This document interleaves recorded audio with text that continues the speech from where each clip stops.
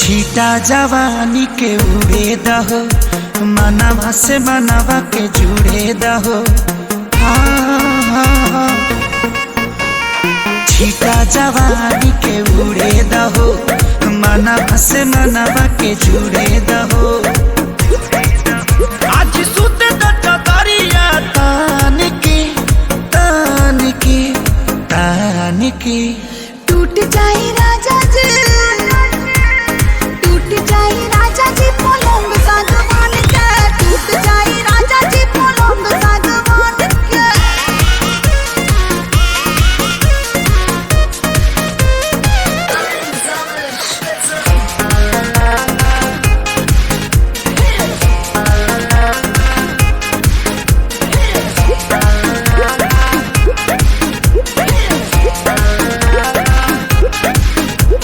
छुए द बदन की देखो न कटन की चदर बिछा देहनी।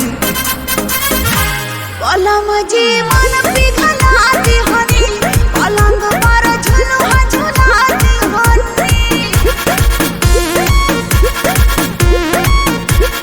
छुए द बदन की देखो न कटन की चदर बिछा देहनी।